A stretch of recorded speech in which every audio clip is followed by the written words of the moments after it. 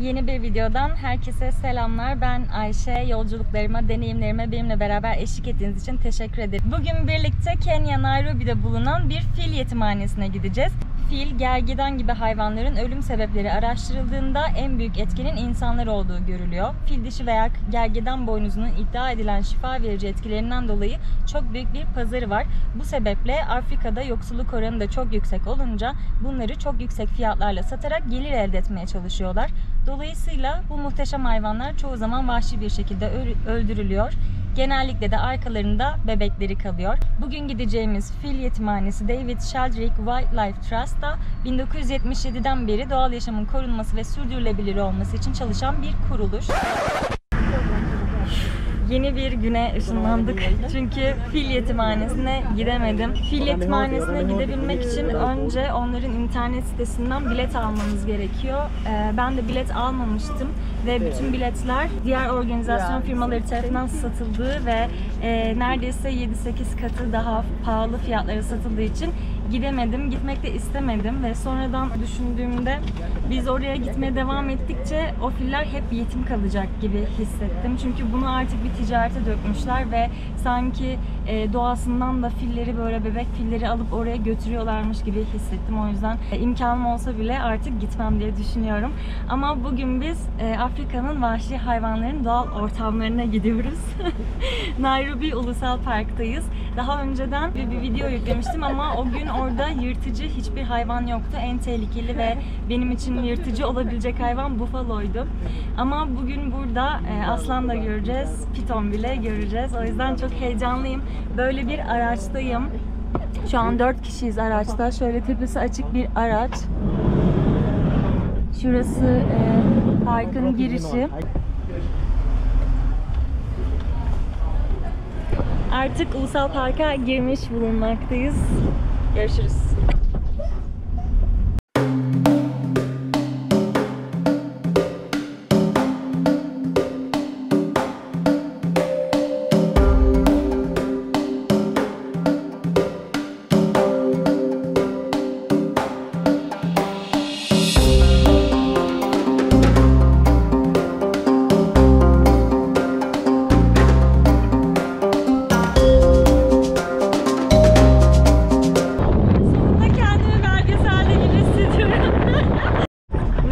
Safari deyince akla gelen iki şey vardır, bilirsiniz. Biri aslanlar, kaplanlar, hayvanlar. İkincisi bu şapka. O yüzden bu şapkayı taktım. Bu şapkayı takmadan safari yapamam.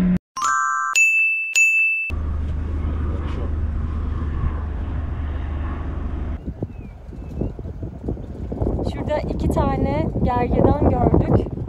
Rehberin söylediğine göre bunlar dünyada kalan son 2 gergedan. Bu 2 gergedan türü ve ikisi de dişiymiş. Yani nesilleri tükenmek üzere. Az önceki videoda bahsettiğim gergedan bu arkadaşlar, beyaz gergedan ve sadece 2 birey kalmış. İkisi de çok yaşlı dişiler. Dünyanın bilinen son erkek kuzey beyaz gergedanı, ismi Sudan, 19 Mart 2018'de Kenya'da öldü. Şu anda bu erkek gergedan ölmeden önce bilim adamları onun spermlerini almışlar ve şu anda kalan 2 dişi gergedanı döllemeye çalışıyorlar. Ama çok yaşlı oldukları için galiba dölleyemeyecekler.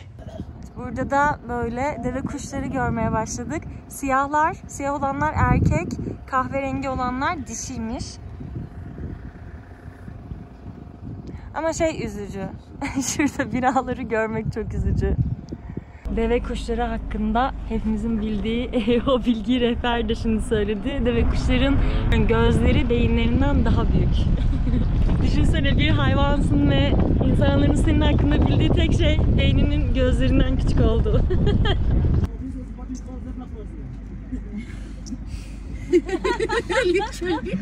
They are literally crossing. Oh shit, I didn't get that video.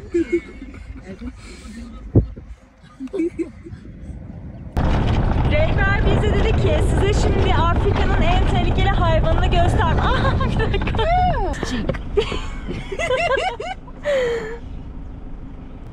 İyi canım, konuşmanın devamını getiremedim. Rehber bize dedi ki size şimdi Afrika'nın en tehlikeli hayvanını göstereceğim. Biz de dedik ki işte aslan mı? Hayır dedi. İşte saydık piton dedik, hayır dedi. Sizce ne? Videoya devam etmeden önce videoyu burada durdurun. Tahminlerinizi yoruma yazın, ondan sonra devam edin lütfen. Sorunun cevabı hipopotamlarmış.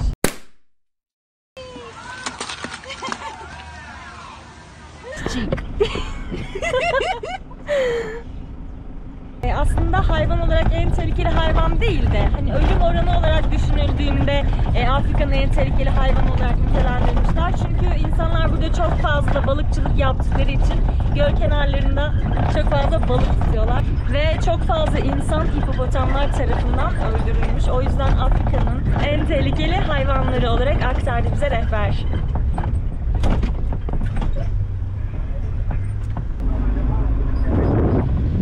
Şurada ileride yine zürafalar var, zebralar var, o değişik antilop türleri var.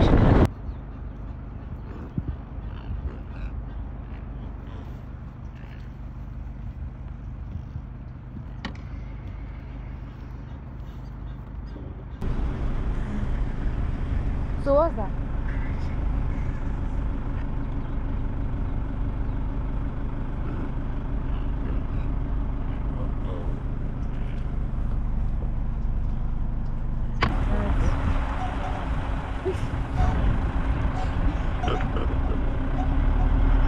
Şu an bu gölün içerisinde hipopotamlar varmış ama tabii ki biz onları göremiyoruz. Şu an suyun altındalar.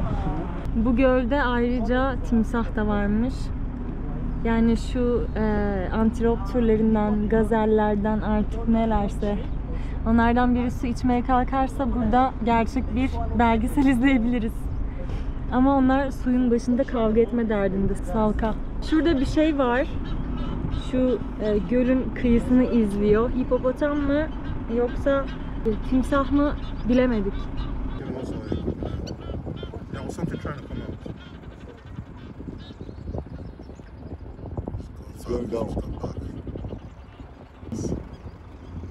Timsahmış.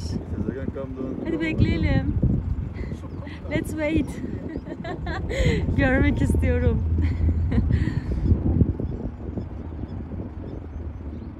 Çok komik değil mi şurada binaların olması, burada timsahların, ceylanların yaşıyor olması. Orada hipopotamlar da suyun içinde 30 dakika nefessiz bir şekilde durabiliyorlarmış. O yüzden böyle çoğu insan zaten gölün güvenli olduğunu düşünüp hipopotamlar tarafından avlanıyorlarmış ama şunlara bak ya, bunlar hala kavga derdinde.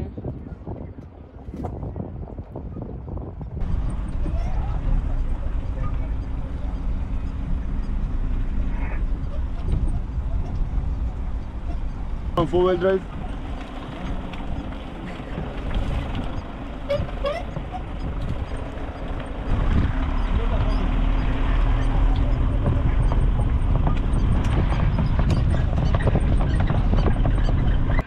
Şurada çok uzakta aslanlar görüyorum.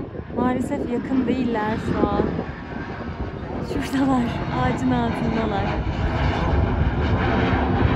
Hatta bir tanesi bizi gördü, böyle bir ayağa kalktı, baktı, bir bakındı. Sonra geri yattı, dedi aa okey, alıştık zaten turistlere. Oradakilerin hepsi dişi galiba değil mi? Ya da bir anne çocukları mı? Hepsi dişi. Dedikodu time. Bakın şurada tek başına kalmış bir, tek başına orada otlanan, artık tek başına ne yapıyorsa kaybolmuş bile olabilir. Şurada da aslanlar var.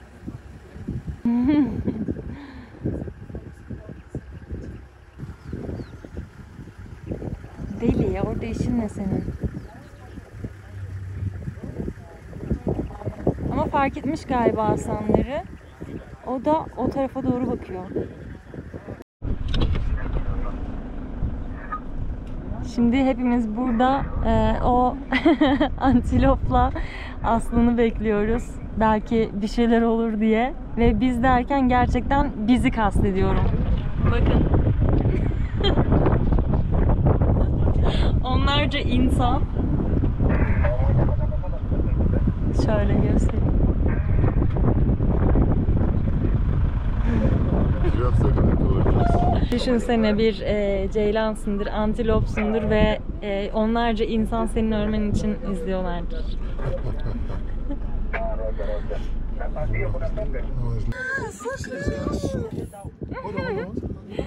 Zürafa ailesi.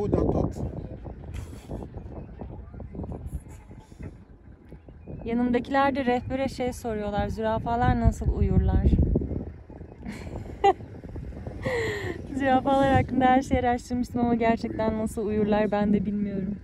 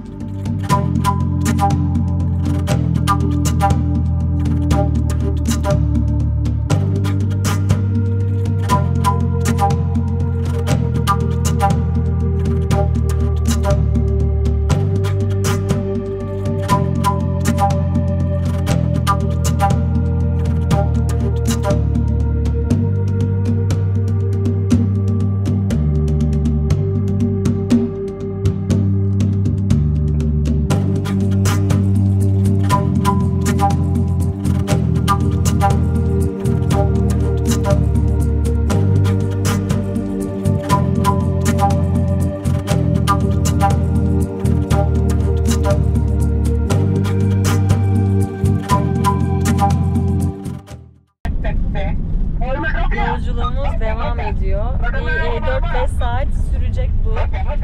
Daha henüz 45 dakikadır arabadayız ve geziyoruz. Hayvanları görmeye çalışıyoruz falan. Şimdiye kadar çeşitli hayvanları gördük aslında. Zebraları gördük, işte aslanları bile gördük ama aslanlar çok uzaktalardı. O yüzden onları daha yakından görmek istiyorum ve yakından görmeden de gitmek istemiyorum açıkçası. Ama tabii ki burası hayvanat bahçesi olmadığı için tamamen kendi doğal yaşamlarında olduğu için yani onların keyfine göre aslında bu biraz sizin neyi ne zaman ne şekilde göreceğiniz. O yüzden bizim tek yapabildiğimiz böyle arabanın içinde onları göre göre şu yollardan ilerlemek. O yüzden zaten 4-5 saat sürüyor. Ve rehbere sorduk mesela bu seferi yapmak isteyenler hangi saatlerde yaparlarsa daha iyi olur diye. Sabah saatlerinde daha iyi olacağını söyledi. Zaten biz de saat 6.30'da yola çıkmıştık. Hala sabahın körü yani şu an burada ve hayvanları görmeyi umuyoruz. Size şunu göstereceğim. Bakın tam bu savananın ortasından bir yol yapmışlar. Böyle upuzun bir yol.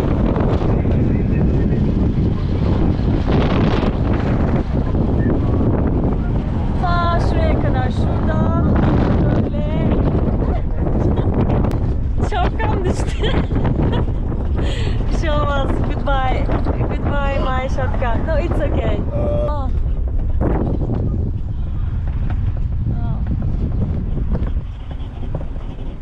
Hala çalışıyor mu? Oh. Şuraya düşmüş galiba. Bu da dünden kalmış. Umarım kimseye bir şey olmamıştır.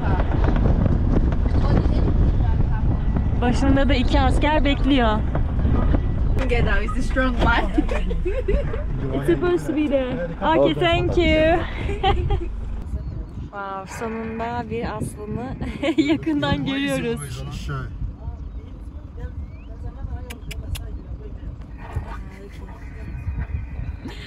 Aslanı ıslıkla çağırmam peki. Is he weak? How old is he? Bakın aslanın manzarasına.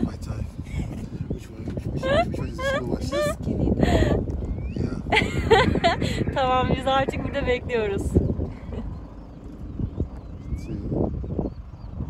Çok zayıf görünüyor. So is there any Somali alone? Kulağına bakın şimdi. Until he finds other females that's what I'm thinking. Kedi işte bildiğin. Önce kulağını döndürüyor, böyle bir dinliyor bizi. Bak. It's not with Luna.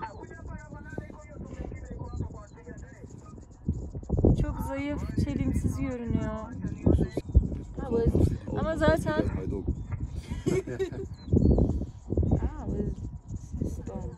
Ama zaten böyle avları çok yakında olmasına rağmen yırtıcılar için avlanmak gerçekten zor.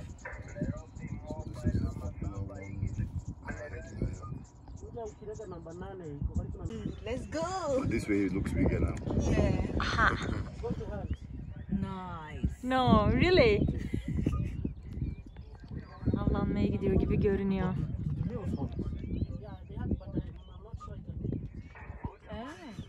That's why. That's why. No, he can hunt if he's hungry and alone, nothing to do. Ama But hiç if öyle it's- şey gibi görünmüyor. Avlanmaya giderken. Bak şeylerde nasıl dikkat kesildiler diğerleri As if de. he's going to KFC. And no one is running. Look at how long they They just- just stop. Like, let's get Let's wait here. What are they waiting for? Wow. Yep.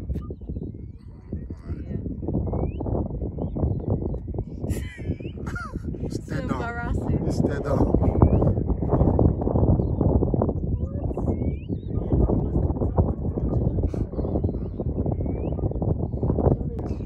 Avlanmaya gitmedi bence o. Bizden rahatsız olmuş olabilir. Yani dibinde, şurada yatıyordu. Dibinde konuşuyoruz 2 saattir. Belki sesimizden falan rahatsız olmuştur.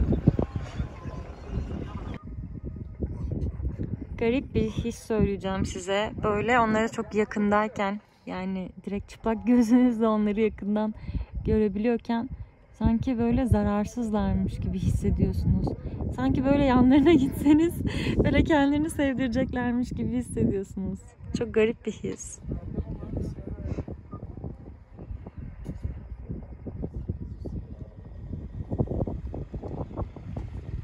Bu arada sadece soldaki dişi, sağdaki erkek aslan. Ama gençler galiba. Zaten küçükler, yani sağdakinin daha yeleleri bile böyle sanki yeni yeni çıkmaya başlamış gibi.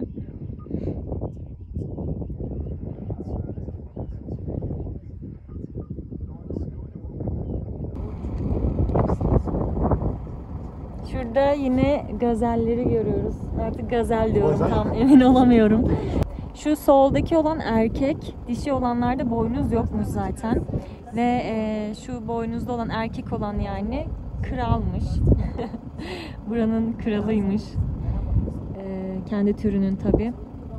Diğerleri de onun eşleri ve çok küçük olanlar var. Onlar da daha bebeklermiş.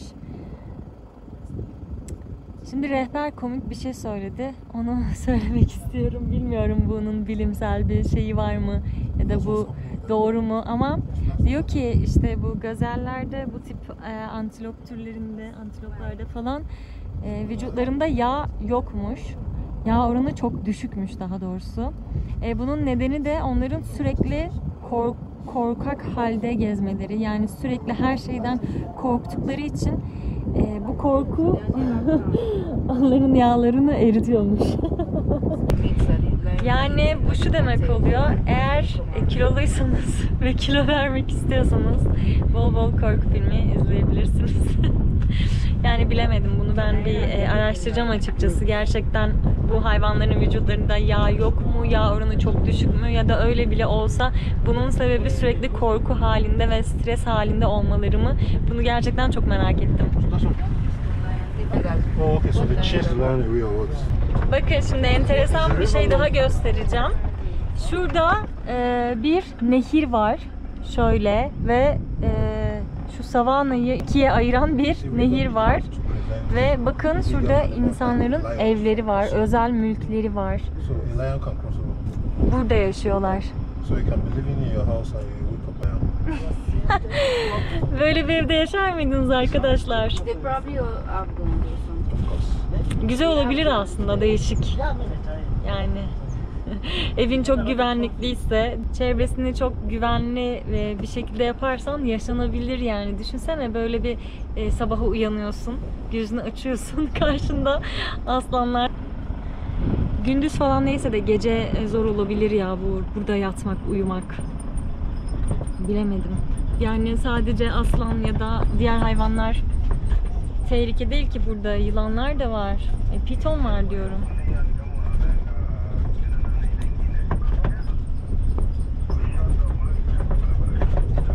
Şöyle evler var. Oteller ya da böyle dinlenme tesisleri falan var. Şimdi biz de buraya geldik. Burada bir kahve falan içeceğiz galiba. Ondan sonra devam edeceğiz. Yani böyle rahatça böyle bir alan yaptıklarına göre gayet güvenlidir diye düşünüyorum. Kahve içmeyecekmişiz.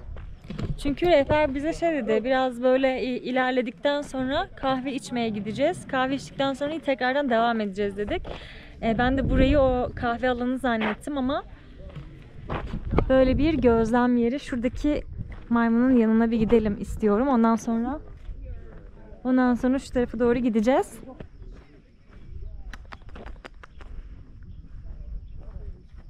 Memeli. Memelerine bakın. Kız.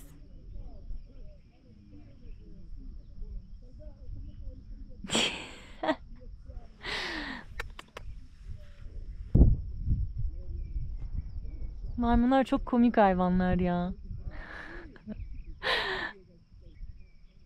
Bak gitmiş masanın, yani her yerinde oturabilecekken gitmiş masanın böyle en köşesine oturmuş.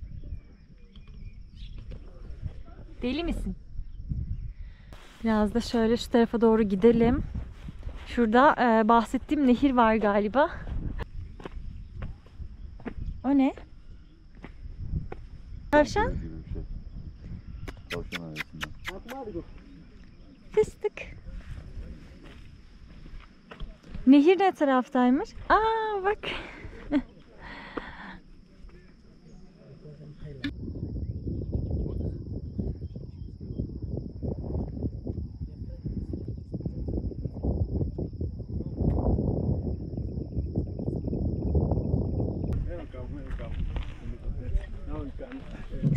Böyle bir alan, bir sürü fotoğraf çektikten sonra, burada biraz vakit geçirdikten sonra yolculuğumuza devam ediyoruz artık.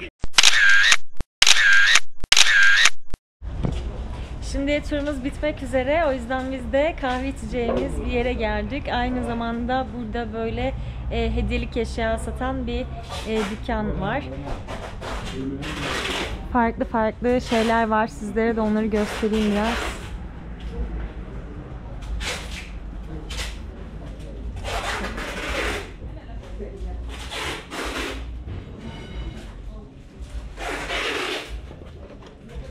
Aa, bu çok güzelmiş.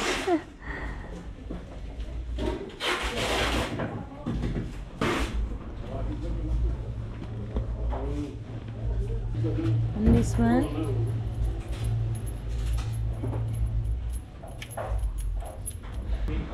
Wow.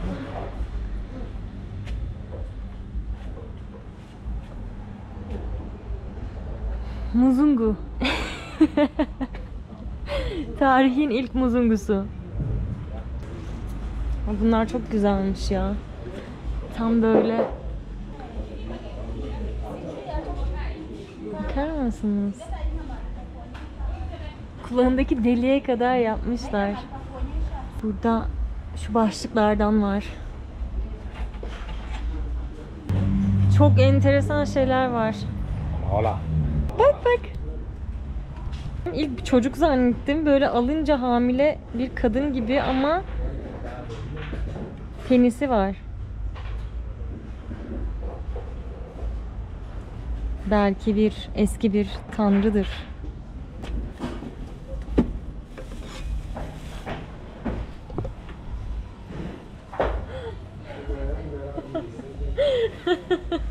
Çok güzel. Çok eğlendim şu an.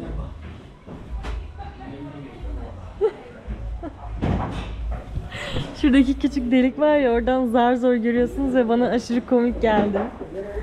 Bakın satrançlara.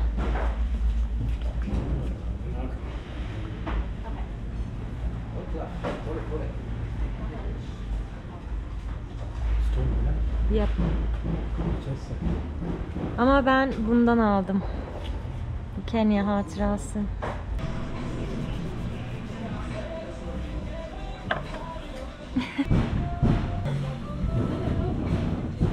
Yolculuğumuz bitti. Kahvemizi içtik. Hediyelik eşyalarımızı aldık. Magnetlerimizi falan aldık. Bitti şimdi yolculuk. Güzeldi benim için. Sadece piton göremedim. Ona üzüldüm. Ya da ne bileyim aslanları böyle daha aktif görmeyi istiyordum. Onları çok fazla aktif göremedim. Ama yine de güzeldi. O zaman kendinize iyi bakın. Hoşça kalın.